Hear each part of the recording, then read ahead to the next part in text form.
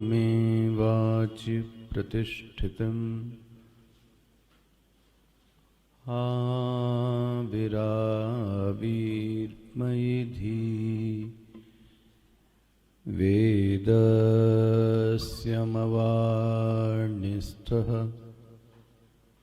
श्रुतं मे मा प्रहासीः अनेनाधीतेन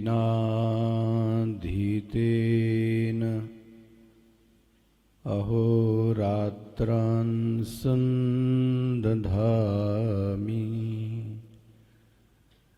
ऋतं वदिष्यामि सत्यं वदिष्यामि तन्मामवतु तद्वक्तारमवतु अवतु माम् अवतु वक्तारम् अवतु वक्तारम् ॐ शान्तिः शान्तिः शान्तिः।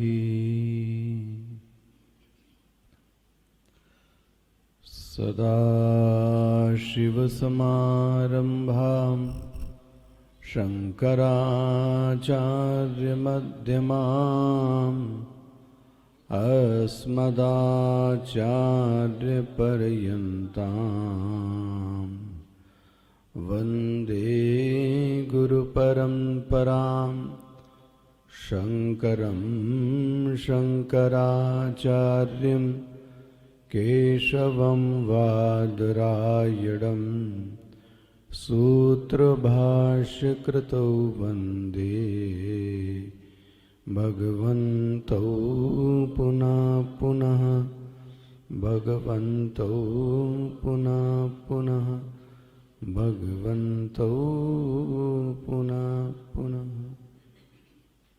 ॐ सहना भवतु सहनौ भुनक्तु सह वीर्यं करवावहै तेजस्विनावधीतमस्तु मा विद्विषावहै।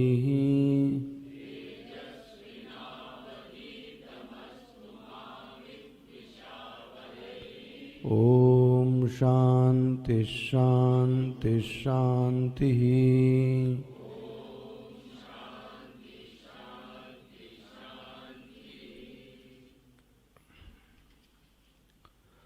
स्वर्गे लोके न भयं किंचनास्ति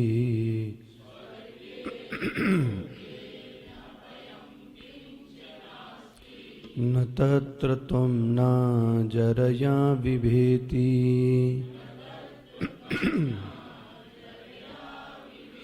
उभे तीर्त्वा वशनाया पिपासे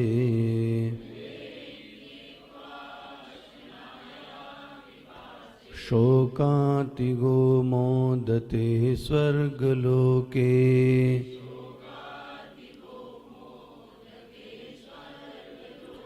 स त्वम् अग्निगं स्वर्गमद्धीषि मृत्यो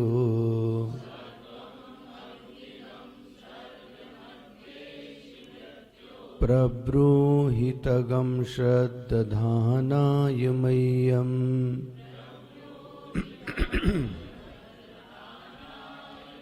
स्वर्गलोकावमृतत्वं भजन्त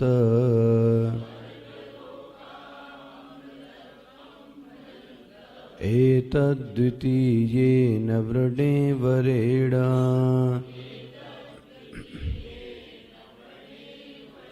प्राते ब्रवीमि तदु मे निबोध।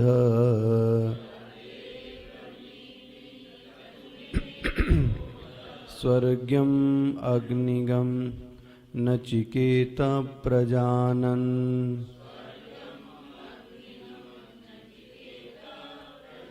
अनन्तलोकाप्तिमथो प्रतिष्ठाम्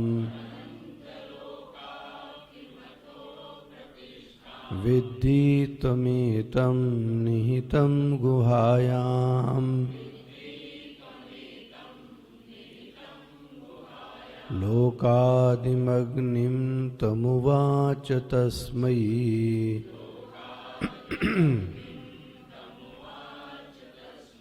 य इष्टकायावतीर्वा यथा वा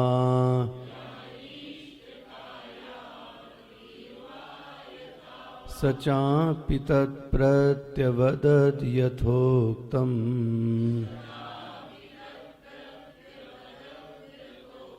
अथास्य मृत्यु पुनरेवाहतुष्टः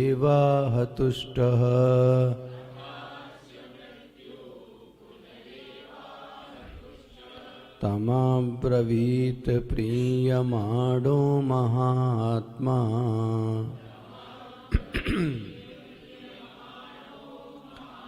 वरं तवेहाद्य ददामि भूयः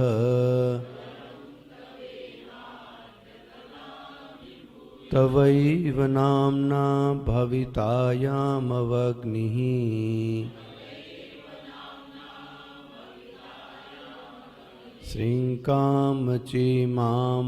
श्रीकामचेमामनेकरूपां गृहाण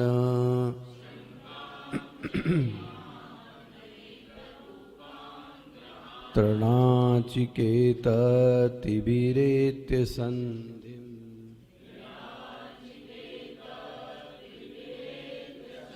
त्रिकर्मकृत्तरति जन्म मृत्यु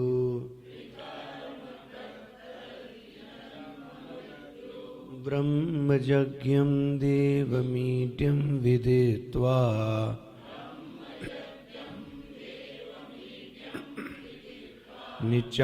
निचाययेमागम शान्तिमत्यन्तमेति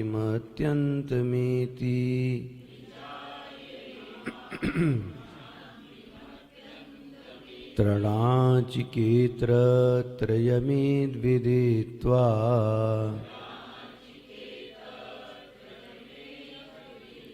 य एवं विद्वांश्चिनुते नाचिकेतम्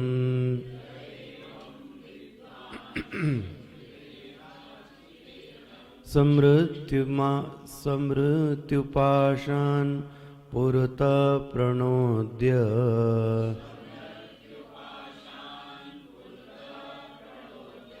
शोकातिगो मोदते स्वर्गलोके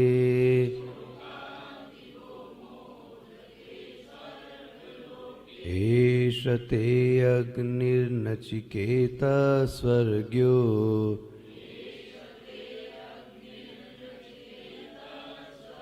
यमव्रणीथा द्वितीयेन वरेण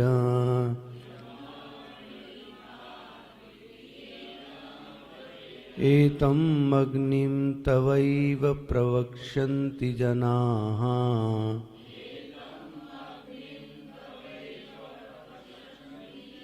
सतस्तृतीयं वरं नचिकेतो वृणीष्व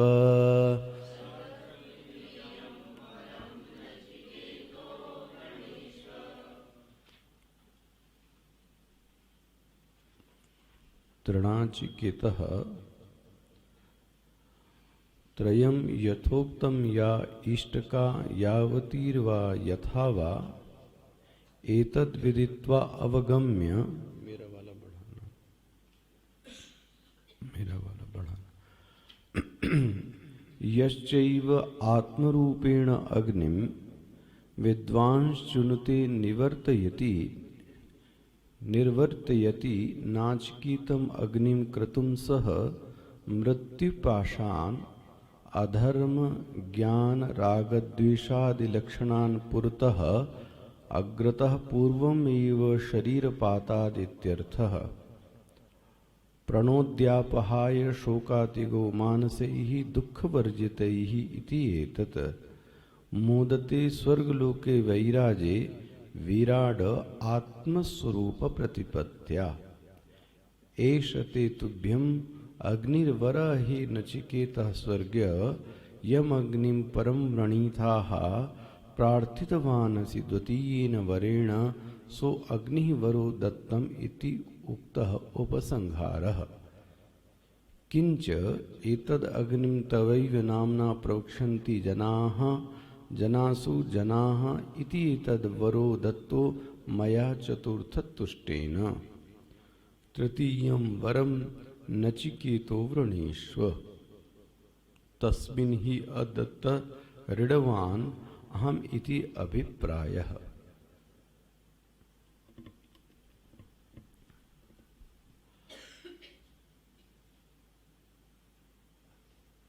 सो कठोपनिषद में हमारा यह प्रकरण चल रहा था। इस त्रिणाचिकेतः जिसने इस नचिकेत अग्नि का त्रयमेतद् विदित्वा, जिसने इसको जान लिया, को क्यों बंद कर दिया, इसको जान लिया, एवं विद्वांस, वह व्यक्ति विद्वान कहलाता है। और जब वह इसका अनुष्ठान करता है, किसका, नाचिकेतम, तो वह मृत्यु के पाश से सह मृत्यु पाशान, मरने के पहले ही इस पाश से वो छूट जाता है। और छूटी ही नहीं जाता, उस व्यक्ति को जीवन में मोदते स्वर्ग लोके, उसके जीवन में प्रसन्नता का निवास होता है। सो भाष्य हम लोग देख रहे थे।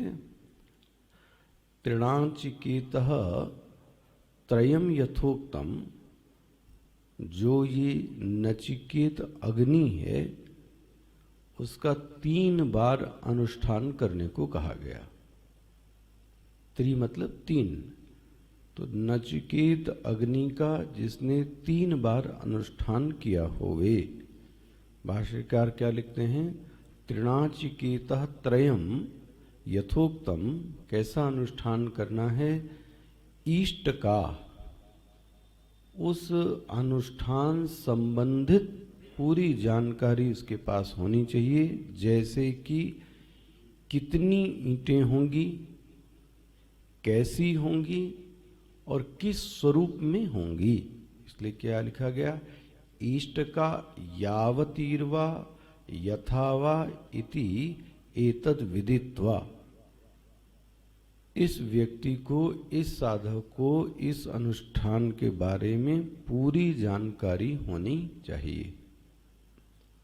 संभवतः आपको याद हो, इस प्रकरण में मैंने ये बात कही थी कि साधक को कर्म के क्षेत्र में अत्यंत सावधानी रखनी चाहिए। ये विषय आया होगा। लौकिक और वैदिक दोनों क्षेत्रों में अत्यंत सावधानी रखनी चाहिए। मतलब इस क्षेत्र को हल्का नहीं समझना चाहिए, कम नहीं समझना चाहिए। चाहे वह वैदिक क्षेत्र होवे, चाहे वह लौकिक क्षेत्र हो। इसीलिए वैदिक कर्मकांड का जो जीवन में फल आना चाहिए वो साधक के जीवन में नहीं आता, क्योंकि उस कर्मकांड में कोई ना कोई दोष होता है। जो अनुष्ठान करता है साधक और उसका फल नहीं आता, उसका कारण यह है कि कहीं ना कहीं कोई ना कोई क्या है, दोष है। ऐसा नहीं हो सकता कि कर्म होवे और उसका फल ना आवे। कहीं ना कहीं उस कर्म कांड में दोष है। तो हम लोग, मैं पहले ही कह रहा था, हम लोग पहले ही कहते हैं पंडित जी से कि जो काम हो वो आप जल्दी जल्दी कराओ। तो जब उनको हमने ही छूट प्रदान कर दी कि सब काम जल्दी करो, तो वो क्या अनुष्ठान करेंगे सोचो। वो बहुत सारी चीजें क्या करते हैं, कट कर देते हैं। तो उसका फल वास्तव में, और सबसे ज्यादा जो प्रभावित है वो है विवाह। एक तो दूषित जूता पहनकर वहीं पे आदमी आ जाता है, जूता पहन के बैठा है, सोचो आप। और खाना पीना क्या खा रहा है, भगवान ही मालिक है। और पंडित जी को किसी तरीके से विदा करने के लिए बार बार व्यक्ति प्रेरित करता है कि जितनी जल्दी हो सके उतनी जल्दी। तो आप सोचो फिर कैसा अनुष्ठान होगा। वरना यदि विवाह कराते थे तो पूरी रात पंडित जी को लगती थी, सुबह 3-4 बजते थे, इतना होता था। तो तब वैदिक अनुष्ठान का फल आता था। तो लौकिक क्षेत्र में भी सावधानी रखने की आवश्यकता है और वैदिक क्षेत्र में तो रखनी ही चाहिए। खैर, अब यहां जो पद देखने वाला है वो ये देखिएगा, यश्चैकम यश्चैव आत्म रूपेण अग्निम विद्वान सुनते। यह जो यज्ञ है, विद्वान सुनते मतलब, चिनुते मतलब अनुष्ठान करता है, आत्म रूपेण। देखो जी, ये आध्यात्मिक यज्ञ हो गया। शब्द क्या आ गया? आत्म रूपेण। आत्म रूपेण का मतलब क्या हुआ? क्या कहेंगे? हाँ, स्वयं में विराट भाव की आपत्ति। इसको और अच्छे से समझिएगा। जो भी यज्ञ होवे,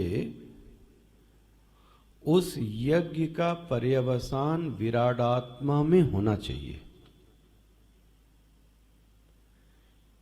मतलब मैं स्वयं को विराटात्मा का अनुभव करूं। यदि उस यज्ञ के बाद, ये जो कौन सा यज्ञ, नाचिकेत अग्नि, यदि स्वयं में विराटात्मा का अनुभव नहीं हो रहा है ना, स्पष्ट जान लीजिए, स्वयं में विराटात्मा का अनुभव नहीं हो रहा है, तब समझिए कि ये यज्ञ का अनुष्ठान ठीक से नहीं किया गया। अब देखो, ये हो गया आत्मरूपेण से। एक तो अनुष्ठान हो गया, स्वाहा स्वाहा, है ना, तो वो तो कर्म है। इसीलिए पिछली चर्चा में ये बात मैंने छोड़ी होगी,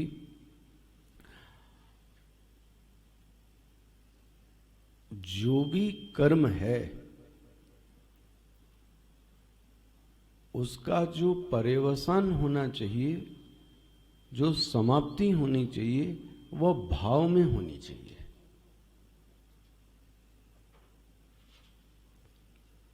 कर्म का जो समापन होना चाहिए, कर्म की जो समाप्ति होनी चाहिए, वो भाव में होनी चाहिए। यदि कर्म करने के पश्चात भाव की अग्नि नहीं पनपी, भाव नहीं आया, तो आप समझ लो कि वो कोरा का कोरा कर्म रह गया।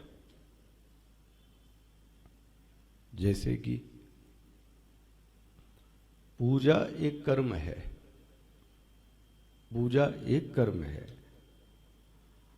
अब वो कर्म ही रह गया यदि कि धूपम समर्पयामि, दीपम समर्पयामि, पुष्पम समर्पयामि, तो समझ लो उससे कुछ मिलने वाला नहीं है।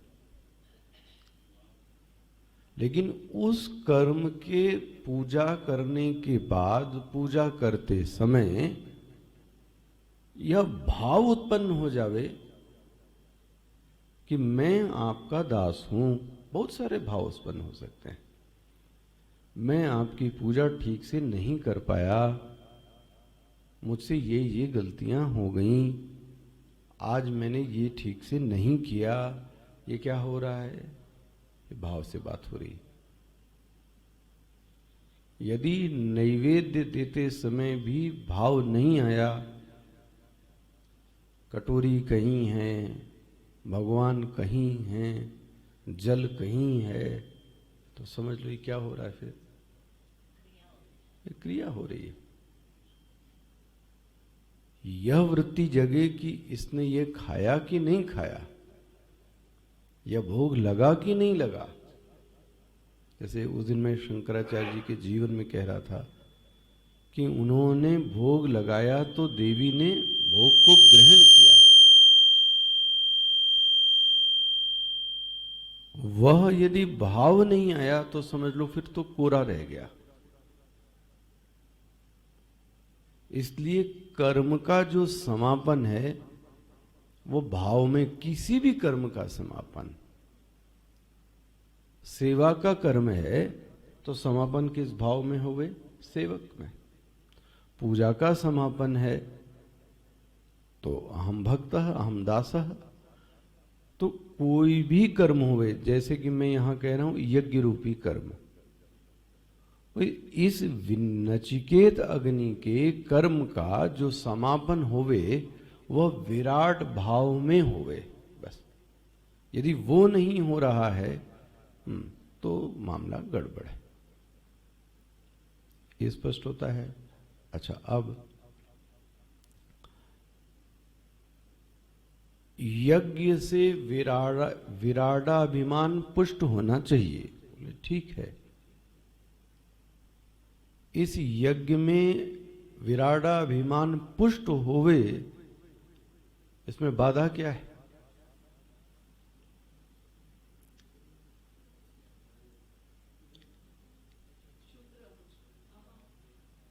हमने अपने अहम को विसर्जित नहीं किया।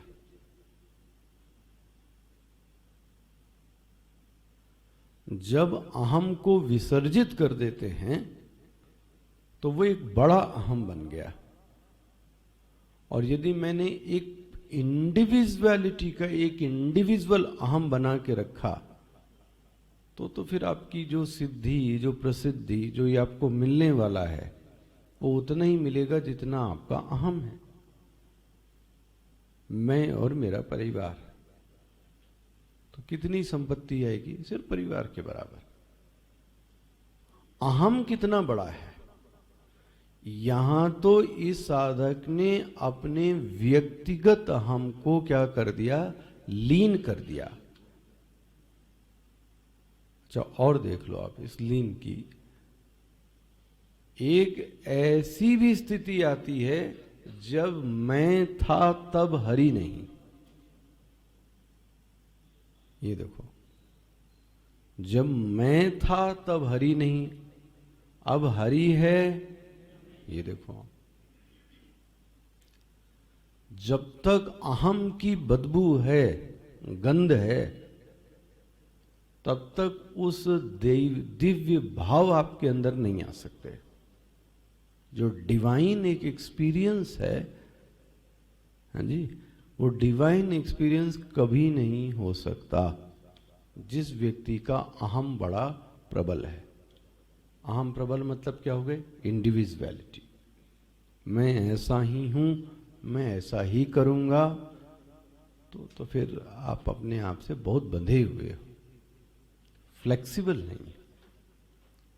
इस विराट भाव में आपन्न होने के लिए अपने व्यक्तित्व को क्या है? गलाने की आवश्यकता है। अच्छा, यदि ईश्वर में सेवा भाव, दास भाव, सखा भाव, कोई भी भाव जग जाए और यदि प्रेम की वृत्ति आ गई, इसलिए संभवतः इसको भी कहा होगा, प्रेम की वृत्ति में अहम को गलाने की सामर्थ्य है।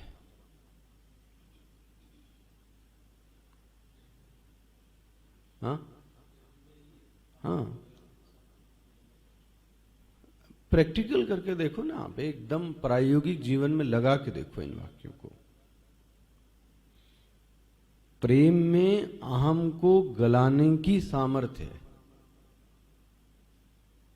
और यदि अहम बना हुआ है, आप समझ लो कि वहां प्रेम,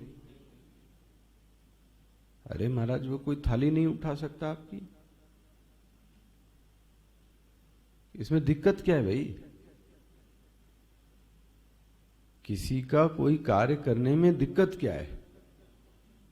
आखिर आड़े कौन आता है? मैं इनके लिए क्यों करूं? यही प्रश्न आता है ना, मैं इनके लिए क्यों करूं? अच्छा, क्यों ना करो, उसमें आड़े क्या आ रहा है? देख लो आप, अपने व्यवहार में देखना आप। बोले ये तो मेरी पदवी में छोटे हैं तो मैं तो नहीं कर सकता। आध्यात्मिक रूप से आप कर दीजिए, आपका कद ऊंचा हो जाएगा और वो व्यक्ति शर्म से मर जाएगा, ये भी हो सकता है। लेकिन ये वही व्यक्ति कर सकता है जिसका अहम भाव, किसका अहम भाव गला था, दिखाओ एग्जाम्पल।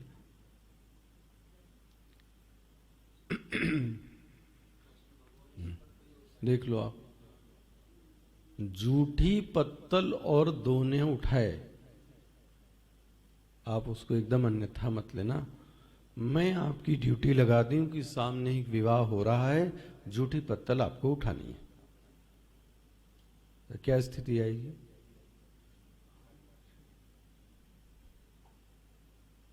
मैं क्यों उठाऊं, मैं क्यों उठाऊं? अब अपना अपना अभिमान देख लो, किस बात का भी आड़े आता है। और वो जगत के स्वामी बन के भी पत्तल को उठा सकते हैं, इसलिए कृष्ण कृष्ण है, क्योंकि वहां अहम नहीं है ना। सेवा में जो बाधक तत्व है, जो झुकने में बाधक तत्व है, वो अहम ही है। इसलिए इस पंक्ति को बहुत ध्यान से देखिएगा। यदि प्रेम जागृत हो गया, हालांकि होता ही नहीं प्रेम वो जिसको हम लोग प्रेम समझते हैं, तो प्रेम में अहम को गलाने की भरपूर सामर्थ्य है। हम जिससे, आप ये अपने जीवन में जिससे भी आप प्रेम करते हो, अच्छा जिससे भी आप करते हो, अगर सच सच बताओ, आपको वहां अहम लगता है क्या? जहां ओरिजिनल प्रेम होगा। अरे मैंने तो ऐसे देखे, मलमूत्र तक व्यक्ति उठा देता है, मलमूत्र तक उठा देता है, किसके कारण? प्रेम के कारण। और जहां अहम है, ओहो, तो बू है फिर तो उसमें, तो छी है फिर। किस चीज के कारण? अहम के कारण, क्योंकि प्रेम नहीं है वहां। और अगर समष्टि से प्रेम हो जाए तो ओहो, अहम तो गया उसका। तो इसको पहले छोटे में फैलाना चाहिए, अपने परिवार में, मित्र में, थोड़ा सा फिर और बड़ा करना चाहिए, फिर थोड़ा सा और बड़ा करना चाहिए, आसपास फैलाना चाहिए, और बड़ा और बड़ा, जितना बड़ा आप कर सकते हैं। ध्यान रखें, ये क्रिया नहीं है, इनविटेशन कार्ड नहीं देना है आपको, आपको जो भारी लगे, ये मन से करना है।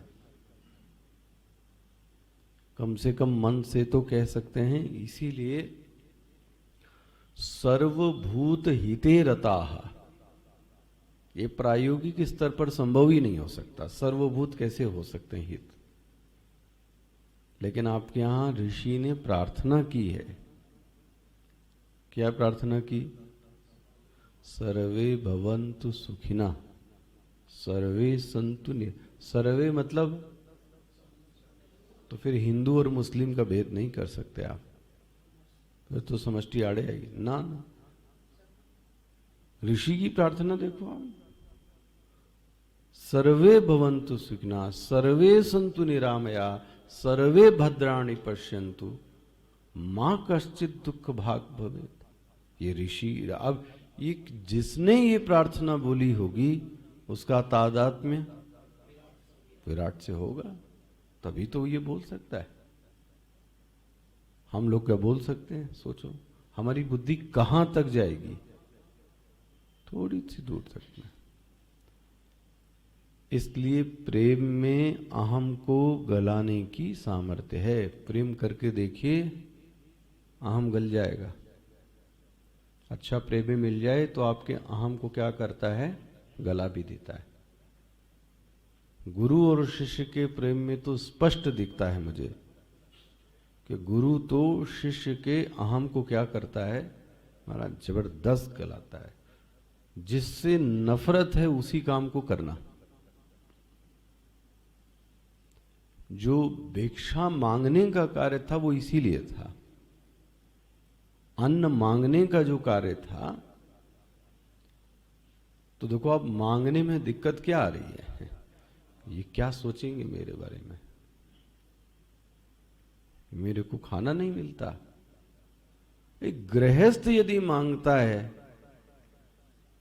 तो चुल्लू भर पानी में डूब मरे। वो खाने के लिए इधर उधर जावे और चुल्लू भर पानी में डूब मरे।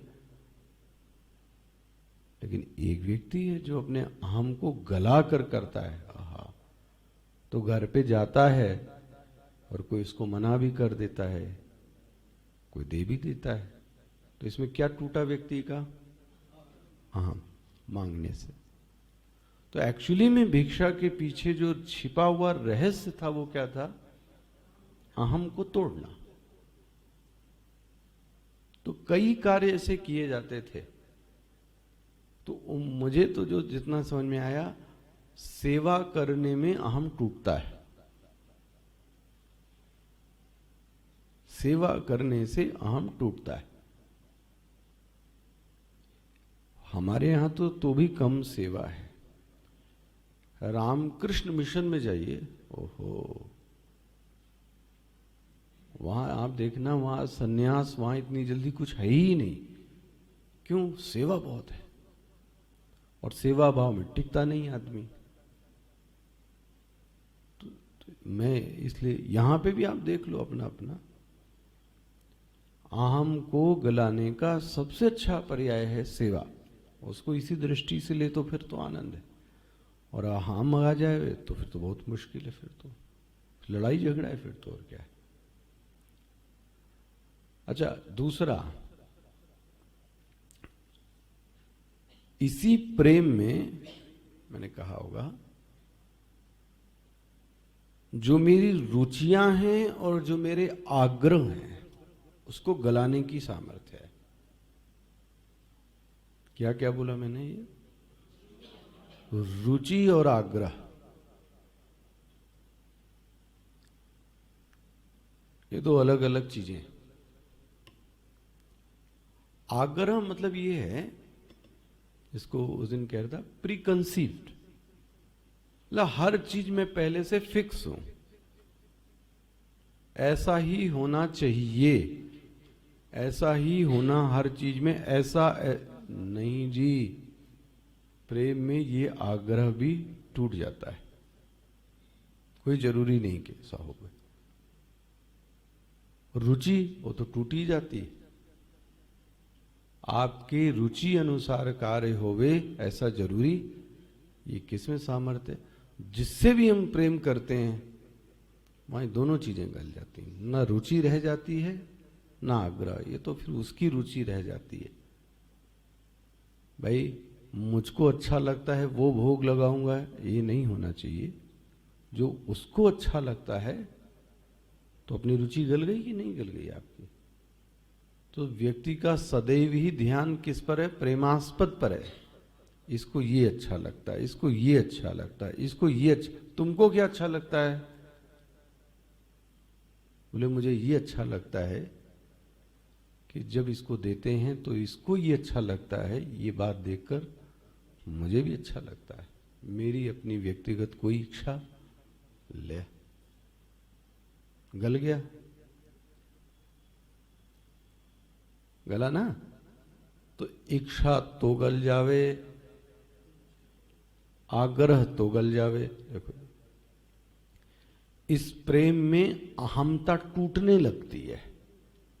अहम जो भाव है ना, अहमता, वो टूटने लगती है। थोड़ा अहम भाव क्या होता है? गलने लगता है। और मैं उल्टा भी कहूं,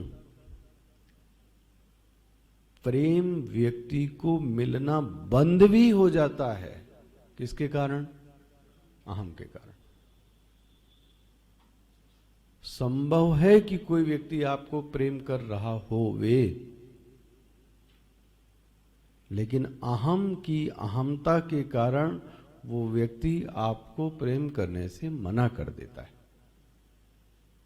ये इस लायक नहीं है, ये इस योग्य नहीं है। किसके कारण?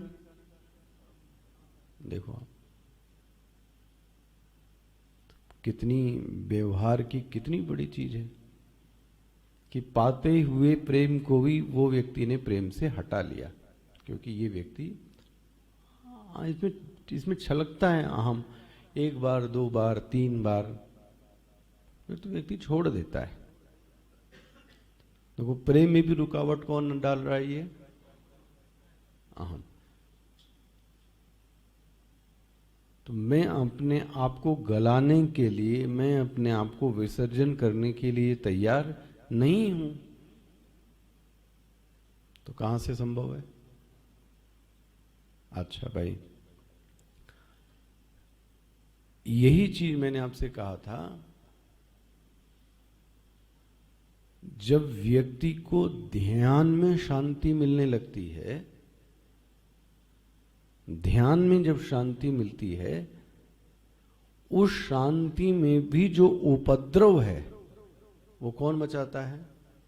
अहम। क्या उपद्रव मचाया? मैं कितना बड़ा ध्यानी हूं, देख रहे हो? आता है आपको कि नहीं? पहला जरा सा एक माला हो जावे अच्छा, तो तुरंत अहम क्या बोलता है? देखा कितना। उसी समय आपकी जो शांति थी वो गुरुदेव इसको ऐसा बोलते थे, जिस क्षण तुमने ये सोचा कि मैं शांत हूं, उसी क्षण से तुम अशांत हो गए।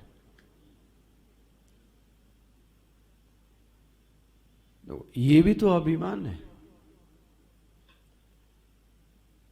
तो इस ध्यान के अभ्यास में भी यदि ध्यानाभ्यास से चित्त शांत होता है, उसमें उपद्रव मचाने वाली जो चीज है वो है अहम। ये भी आप अपने व्यवहार में देख सकते हैं। अच्छा, कुल मिला के मैं इस वाक्य पे ये कह रहा था, जब अहम गलेगा तभी विराट भाव में आपन्न हो सकता है। इस विराट भाव से मिलने में जो सबसे बड़ी दिक्कत है वो हमारा क्षुद्र अहम है।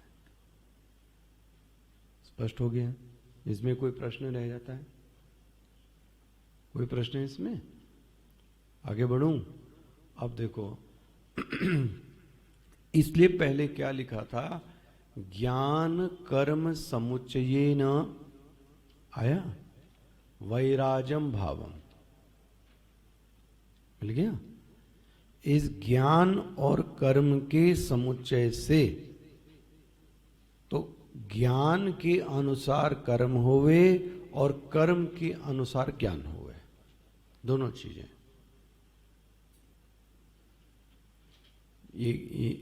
इससे कैसे संगति लगाओगे? ये विदित्वा, विदित्वा मतलब जान के,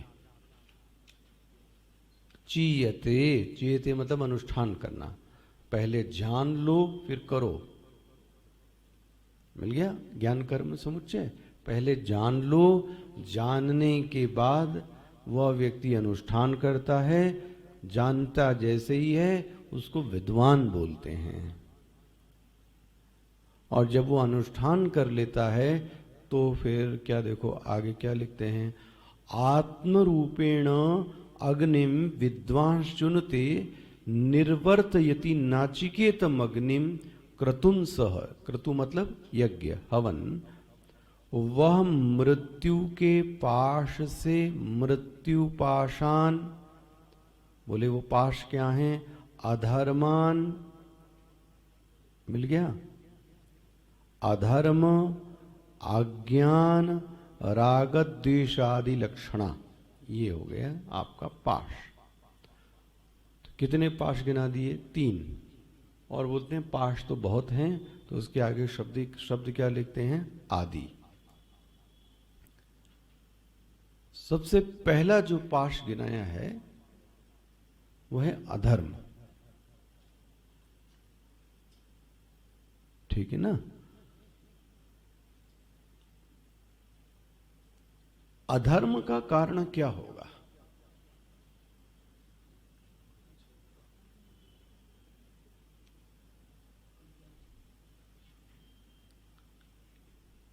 एकदम प्रैक्टिकल आप बताना, व्यक्ति अधर्म का आचरण कब कर सकता है? ये भी ठीक है।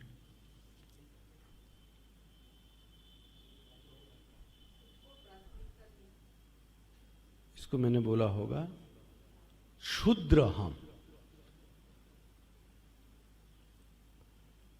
इसकी शुरुआत यहीं से होती है। जैसे ही हम अपने आप को क्या बनाते हैं? क्षुद्र। अहम को क्या बना दिया? निम्न, संकीर्ण, सिमटा हुआ। तो अब आप बताओ, पक्षपात होगा कि नहीं होगा? ये मेरा वाला है, ये दूसरा वाला है। ये कब हुआ पक्षपात? संकीर्ण अहम हो गया कि नहीं? राग और द्वेष की उत्पत्ति कब हुई? क्षुद्र अहम। अधर्मिक का जो मूल है वो सबसे है कि अहम को क्षुद्र बनाना। क्षुद्र बनाना मतलब छोटा बनाना।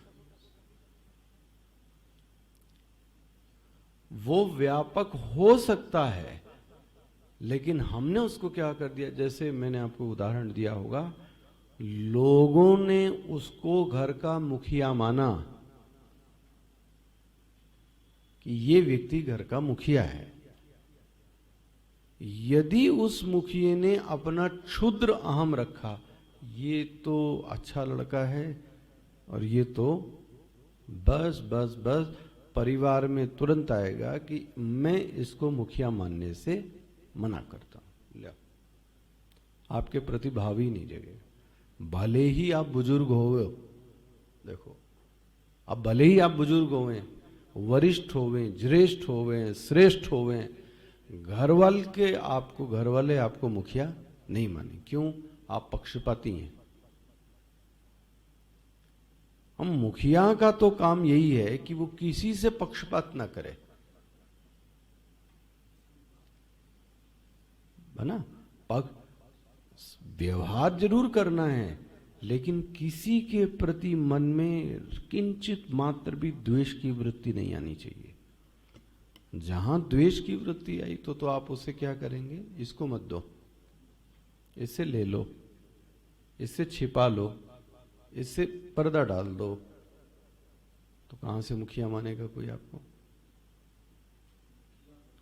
हाँ, यही मैं कहना।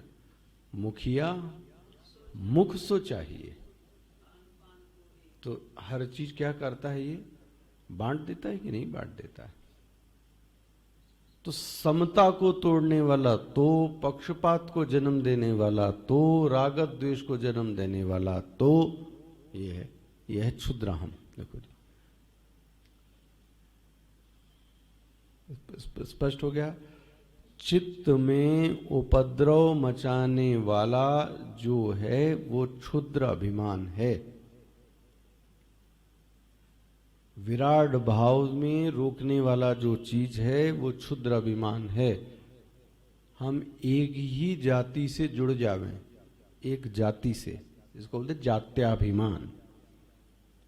तो दूसरी जाति से अब आप तादाद में देख लो आप। और यदि ये विराट भाव नहीं, हमारे लिए सभी लोग कैसे रहने चाहिए? सम रहने चाहिए, सभी लोग रहने चाहिए। तो ये तो विराट भाव हुआ। एक ही जाति के लोग, तो उस जाति में तो आप ठीक रहेंगे, लेकिन अन्य जातियों में आपको लोग मानने से मना करेंगे। तो आपका जो व्यापक अहम होना चाहिए वो व्यापक अहम, भाई जो राजनीति में नेतृत्व करने वाला व्यक्ति है, सब व्यक्ति उससे आशा क्या करता है कि ये हमारा व्यक्ति है। अच्छा, एक जाति के लोग ही उससे आशा करें क्योंकि वो उस जाति का है, तो अन्य जातियों के साथ फिर क्या करेगा? वो न्याय नहीं कर सकता। ऐसा होना भी नहीं चाहिए, होना भी नहीं चाहिए। जो जिस पद पर बैठा है उसके लिए वो सभी चीजें क्या होनी चाहिए, तब शासन कर पाएगा। वरना आप देखते हो फिर क्षेत्रवाद और क्षेत्रीयता में ही सिर्फ वो जो ग्रुप है वो सिर्फ एक क्षेत्र में ही रह सकता है, दूसरे क्षेत्र में नहीं जा सकता। अब किसी का नाम नहीं लेना, वो राष्ट्रीय राजनीति में प्रवेश नहीं कर सकते, क्षेत्रीय राजनीति कर सकते हैं। स्पष्ट हो गया? अच्छा, अब आगे आते हैं। दूसरा, मृत्युपाशान, अधर्मान। अच्छा, तो क्या है ये? अज्ञान। अज्ञान मतलब यहां क्या है? अज्ञान का अर्थ है यहां पर विजन, दृष्टि। वो अज्ञान मत लेना जो हम लोग वेदांत में अर्थ कहते हैं। जिस व्यक्ति का क्षुद्र अभिमान होगा उसकी वैसी ही उतनी ही दृष्टि होगी, इसको बोलते हैं विजन। जैसा अहम वैसी दृष्टि।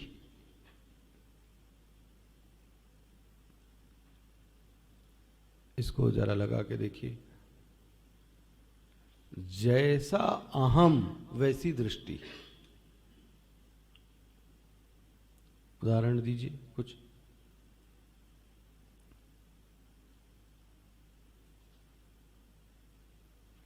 किसी उदाहरण से इसको समझाइए।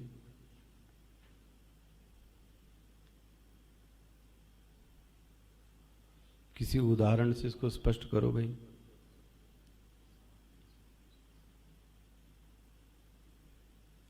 वसुधैव कुटुंबकम, इसका अर्थ क्या है? वसुधा ही मेरा कुटुंब है, लेकिन इसका उल्टा भी होता है। जो अभी लोग करते हैं वो क्या करते हैं? कुटुंब एव वसुधा है, मेरा जो कुटुंब है वही वसुधा है बस। तो बस मेरा इतना, क्योंकि आपने आपको आपने माना ही क्या है? जितना अहम उतनी दृष्टि। अहम में जितना उठाव कर लें उतनी वो दृष्टि क्या हो जाती है? दृष्टि मतलब विजन, देखने का पैमाना, सोचने का पैमाना। हम दूसरे को कष्ट तभी दे सकते हैं जब हमारा क्षुद्र अहम होगा। अच्छा, मैं सोचूं इसको भी चोट ना लगे भाई, अरे मेरे जाने से इस पत्ते को भी चोट ना लगे, इस जानवर को भी चोट ना लगे, अरे भाई किसी को। तो आपने अहम कैसे फैला के रखा है? व्यापक है नहीं। अरे बोले इसकी कार ठुके तो ठुके, ये मरे तो मरे, ये पेड़ जाए तो जाए, अपना तो बचा। बस बस बस, ये क्या आ गया? क्षुद्र। फिर आपके पास जो विजन होगा वो कैसा होगा? वो उतना ही होगा। यदि किसी को अपनी दृष्टि व्यापक करनी है, ये दृष्टि व्यापक कहां तक हो सकती है? बड़ी लंबे तक जा सकती है। इसी को कवि कहा गया है, इसी को कवि कहा गया। तुकबंदी को कवि नहीं कहा गया हमारे यहां, तुकबंदी को कवि नहीं कहा गया, क्रांतदर्शी। क्रांतदर्शी मतलब यह हुआ जो सामान्य व्यक्ति को नहीं देखता वो उस व्यक्ति को देखता है। इसलिए कहा गया कि जहां न पहुंचे रवि वहां पहुंचे। ये इसलिए कि सामान्य व्यक्ति जो नहीं देख सकता, ये कवि उस दृश्य को देख लेता है। हम और आप क्यों नहीं देख पाते? क्योंकि हमारा अहम उतना ही नहीं, हमारी सोच उतनी नहीं है। सोचो आप, बना। इसलिए दूसरा जो पाश है वो क्या है? अज्ञान। अज्ञान का अर्थ क्या हो गया? विजन, दृष्टि। अच्छा, अब देखो तीसरा क्या हो गया? राग द्वेष तो आपको पता ही है, बहुत बार चर्चा हो चुकी। सुखानुशयी राग, दुखानुशयी द्वेषः, जिस व्यक्ति से सुख मिलता है उससे राग है, जिससे दुख मिलता है उससे द्वेष है। तो ये तो स्पष्ट है। तो आप एक कोठरी में रह गए, फिर कभी जिनसे कष्ट मिलता है वहां पे भी जाके देखें तो हमारा एरिया क्या हो जाएगा, फिर बड़ा बनेगा। अच्छा, इसको क्या किया इसमें, ये पंक्ति बड़ी अच्छी है। पुरतः, पुरतः शब्द क्या आया, पुरतः मतलब पहले, संस्कृत में पुरतः मतलब पहले, किसके पहले, पूर्वम, पूर्वतः का अर्थ क्या, अग्रतः, अग्रतः मतलब भी आगे, आगे मतलब पहले, बोले किसके पहले, पूर्वम एव, पूर्व किसके पहले, शरीर पातादित्यर्थः, शरीर गिर जावे, गिर जावे मतलब मर जावे, मृत्यु को प्राप्त हो जावे, इसके पूर्व ही वह इन चीजों पर विजय प्राप्त कर लेता है। देखो वाह, जीवन्नेव, जीते जी इससे वह दूर हो जाता है। अब कितनी बड़ी उपलब्धि मिल गई, जीते जी न राग है न द्वेष है, उसका विजन व्यापक है, उसका क्षुद्र अभिमान गल गया होवे। आप कल्पना करो कि उसका जीवन कैसा होगा, सोच के देखो आप। तो ये पंक्ति अब आपको खुलती है, सह मृत्युपाशान पुरतः प्रणोद्य, प्रणोद्य मतलब भाष्यकार क्या कहते हैं, अपहाय, अपहाय मतलब चला जाना, दूर हो जाना। क्या हो गया, शोकातिगो। हमारे स्वामी जी बोलते थे जो मेंटल डिसीज है, मानसिक रोगी हैं, वो इसी के कारण है। मानसिक रोगों में जो कारण है वो यही है। तो पहले मुझे भी नहीं समझ में आया, फिर इसमें आया, भाष्यकार ने भी क्या लिखा है पता है, मानसई ही दुखा। इसलिए स्वामी जी ने बोला एक दुख मिलता है शरीर से, तो शरीर से मिलने वाला दुख व्यक्ति भूल जाता है, और शरीर से मिलने वाला दुख दूर भी हो जाता है इलाज से, सही सलाह से, सही दवा से। शरीर का दुख तो दूर हो जाएगा, मन का दुख कौन दूर करेगा। मन वाले जो मरीज हैं, इनको डॉक्टर मरते दम तक क्या करता है, दवाई देता है। ये खत्म होने वाले रोग नहीं है। वो कहता है जब तक जीवित रहेंगे तब तक चलेगा। क्यों, खत्म ही नहीं होगा। आप ले देखो ना, भाष्यकार कितना मानस ही दुख ही, शरीर ही दुख ही नहीं लिखा। ये जो दिमाग में जो हमारे बीमारी भरी पड़ी है ना, मानसिक रोग है जो, उसके कारण व्यक्ति ज्यादा अशांत है, शरीर के रोग के कारण नहीं। इस मानसिक दुख से छुटकारा चाहिए। प्रणो, इसको पढ़िए, प्रणोद्य अपहाय शोकातिगा। शोक किसके कारण है, बोले मानसिक दुख के कारण है। मानसई ही दुख ही वर्जितः इति एतत्। यदि इस श्लोक को कोई जिए, ये तीन चीजों को कर ले, तो उसके जीवन से जो मानसिक दुख है वो क्या हो गया, वो पक्की बात है दूर हो जाएगा। जो इन सब की एक है क्षुद्र अहम। एक कभी चर्चा की होगी, मैंने कई कॉन्फ्रेंस में भी बात कही थी। डिप्रेशन का मरीज वही है जो सेल्फ सेंटर्ड होता है। पहले सेल्फ सेंटर्ड मतलब सिर्फ मैं, मेरा दुख, मेरा दुख। बाहर निकल के देखो अभी क्या दुख मचा पड़ा है। वो हॉस्पिटल गए थे, जरा देखो अभी वहां,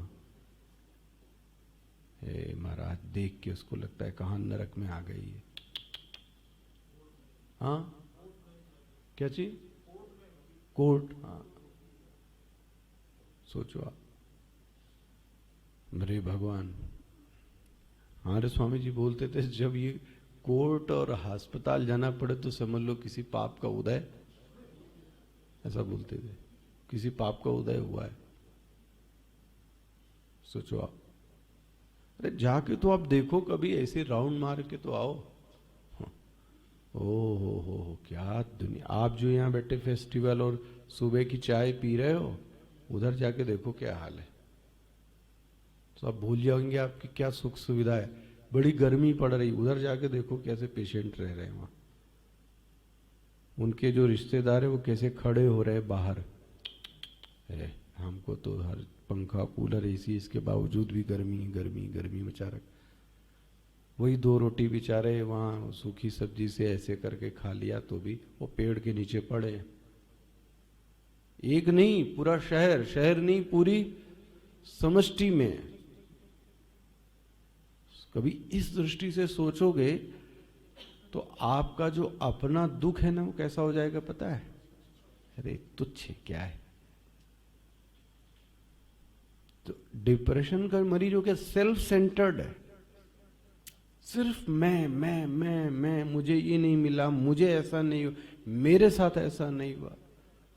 तो क्या होगा फिर इस व्यक्ति का? दुख तो होगा ही होगा, फिर कहीं ना कहीं तो कोई सुई मारेगा ही मारेगा।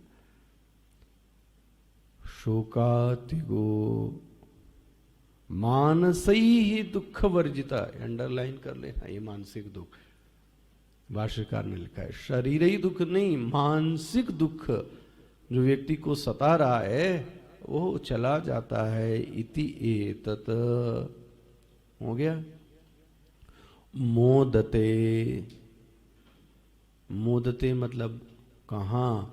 बोले स्वर्ग लोके। भाष्यकार ने स्वर्ग लोक का अर्थ इंद्र वाला स्वर्ग नहीं किया है, सावधानी से। कोई ये ना समझे स्वर्ग लोक कहाँ जाएगा, इंद्र के लोक। ना ना ना ना ना, वो नहीं। स्वर्ग लोके देखो क्या पढ़ो, अंत में क्या लिखा है? वैराजे। बोले वैराज समझ में नहीं आता है। कई कई किताबों में वैराज का अर्थ वैराग्य कर दिया है, पता नहीं इसमें भी है। हमारे स्वामी जी ने इसको मना किया। भाष्यकार ने वैराज का अर्थ क्या किया है? विराट आत्म स्वरूप प्रतिपत्त्या। उस साधक को स्वर्गलोक मिल जाता है, मतलब क्या हो गया?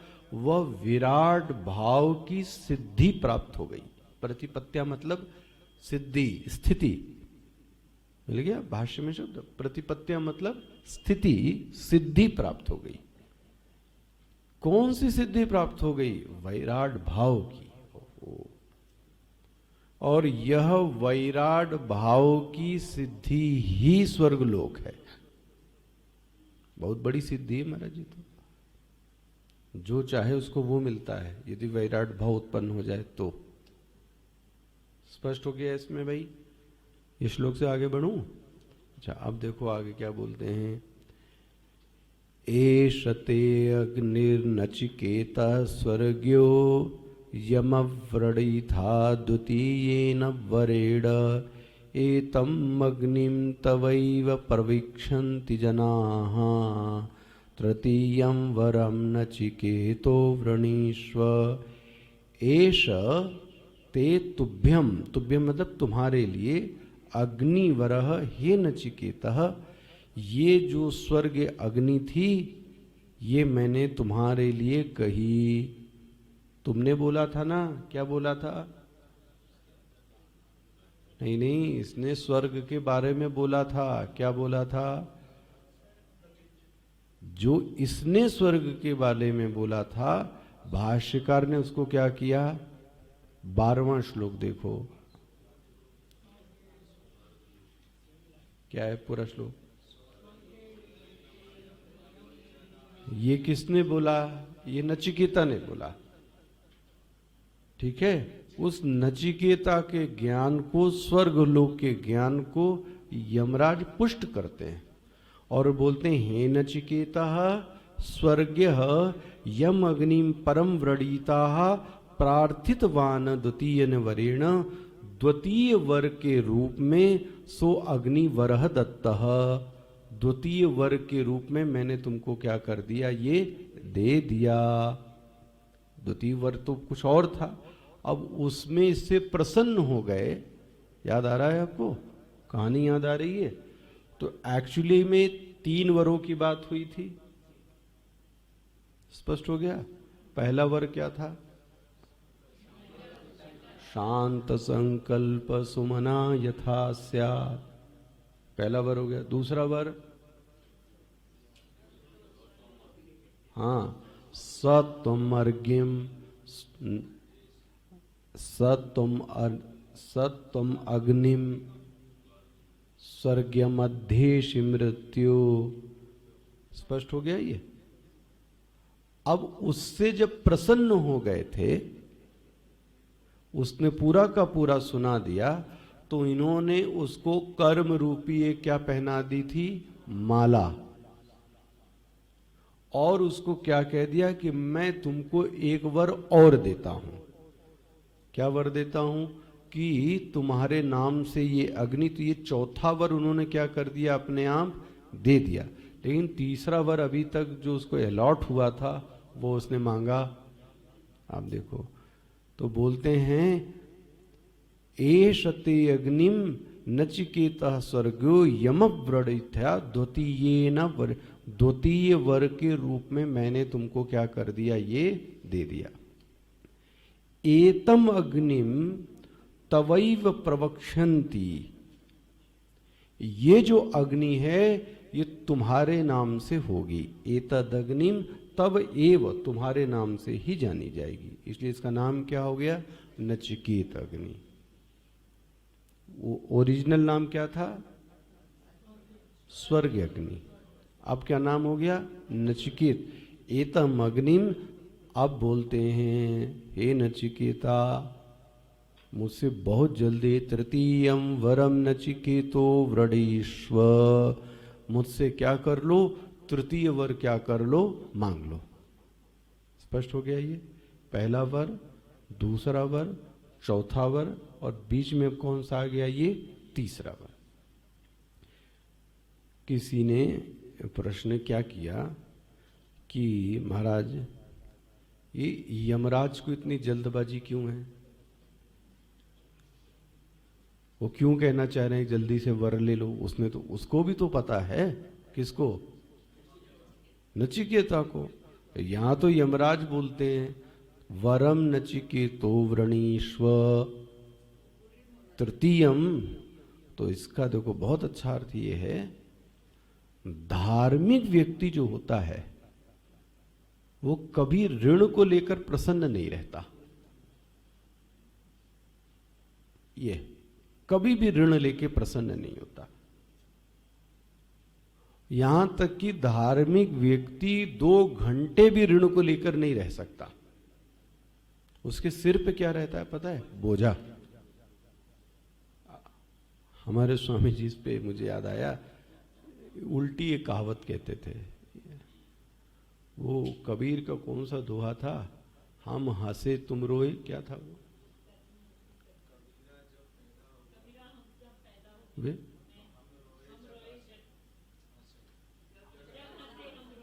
जग हंसे हम, अब दूसरा फिर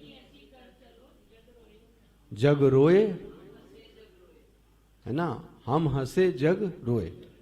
अब महाराज जिसने लोन लिया, खूब कर्जा लिया, अब बोलते हैं अब मैं तो जा रहा हूं यहां से, तो मैं तो हंस रहा हूं, और जिससे जिससे कर्जा लिया था तुम लोग क्या करो, रो। देखो, तो इसका अर्थ ये मत ले लेना कहीं, है ना, इसका उल्टा अर्थ लोग ले लेते हैं।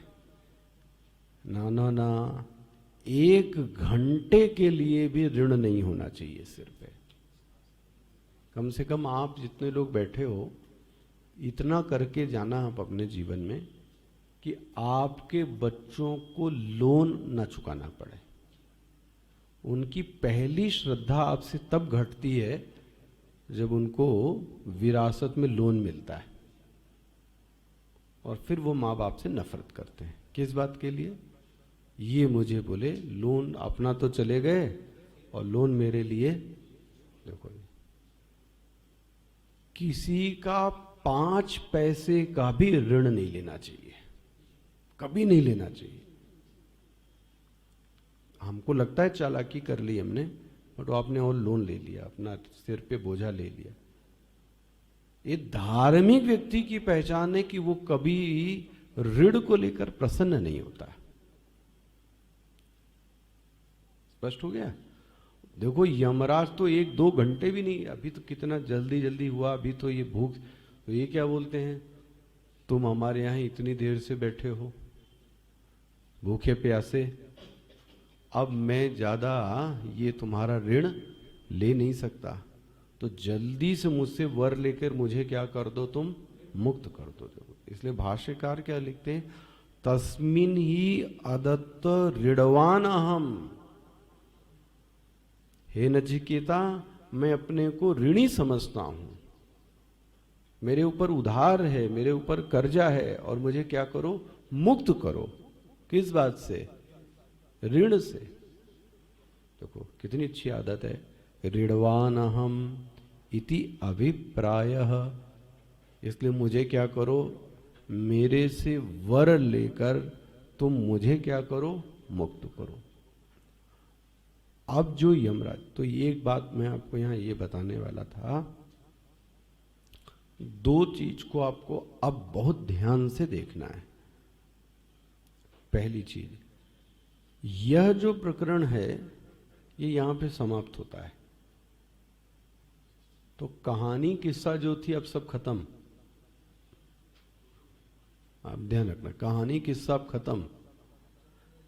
इस मंत्र के बाद से नचिकेता ने ओरिजिनल जो ये कठोपनिषद आपके सामने है वह वर मांगा है। उस वर के पहले स्वामी जी बोलते थे, हमारी किताब में दिख रहा है खूब, इसके पहले जो 19वें श्लोक के बाद में देखेंगे जो भाष्य है वो बहुत इंपॉर्टेंट भाष्य है। इसको संबंध भाष्य भी कहते हैं, मिल रहा है, संबंध भाष्य। कि अब ये आता ना, ये यम प्रेते विचिकित्सा मनुष्य, ये है, और मैं चाहूंगा आपसे कि ये श्लोक आप सबको याद हो जाना, कम से कम जो 3 वर हैं वो तो याद ही कर लें। तो ये श्लोक सबको याद होना चाहिए। कौन सा? 20वां श्लोक। और 20वें श्लोक के पहले का जो ये संबंध भाष्य है, ये हीरा है, हीरा समझने के लिए। इसलिए इस भाष्य को बहुत अच्छे से समझना है। स्पष्ट हो गया? इसको संबंध भाष्य भी कहते हैं। और कल देखेंगे ये 19वें मंत्र के बाद का जो भाष्य है, और 20वें श्लोक से आत्मज्ञान प्रारंभ हो जाता है। फिर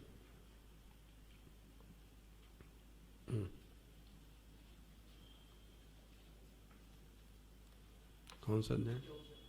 14वां अध्याय। ओम श्री परमात्मने नमः। अथ चतुर्दशोऽध्यायः। श्रीभगवानुवाच परं भूयः प्रवक्ष्यामि ज्ञानानां ज्ञानमुत्तमम् त्वामुनयः सर्वे परां सिद्धिमितो गताः।